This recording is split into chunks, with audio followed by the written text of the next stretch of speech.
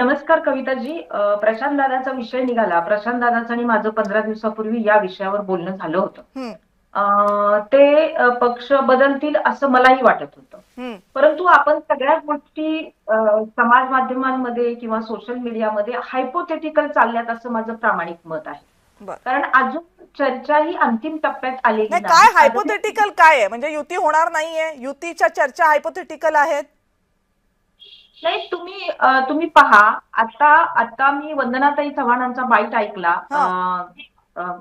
त्यांनी असं सांगितलंय की काँग्रेस कालपर्यंत आमच्या बरोबर होती आणि अचानक सडनली काँग्रेसनी स्वतंत्रपणे लढवण्याचा निर्णय घेतला. नाही, म्हणजे काँग्रेसचं सोडा, तुमच्या पक्षाचं आणि अजित पवारांच्या पक्षाचं सांगा. तुमचा पक्ष आणि अजित पवारांचा पक्ष चर्चा सुरू आहेत की नाहीये?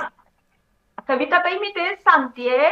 शिवसेना, उद्धव बाळासाहेब ठाकरे, त्यानंतर काँग्रेस आणि अजितदादा हा. असं समीकरण जुळवायचं चाललं होतं.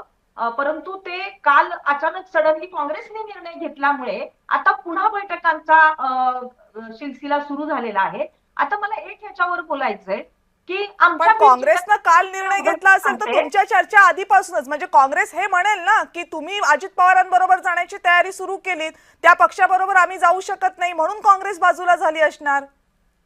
नाही, आता काय आहे, अजितदादांचा पक्ष काँग्रेस आणि बाजूला झाली म्हणून तुम्हाला अजित पवारांचा पक्ष जवळ करावा लागला. म्हणजे दोन्ही बाजूमध्ये सवाल तुम्हालाच आहे की अशी कोणती अडचण आहे? काँग्रेस बाजूला झाली तर तुम्ही अजित पवारांसोबत जाणार. नाही, तुमचं काहीतरी मिसअंडरस्टँडिंग होतीये. भाजप वर्सेस सर्व असं पुण्यामध्ये समीकरण आणि पिंपरी चिंचवडमध्ये समीकरण जुळवायचं चालू आहे. पुणे आणि पिंपरी चिंचवडला का आपण एवढं एम्फॉस करतोय मला समजत नाहीये.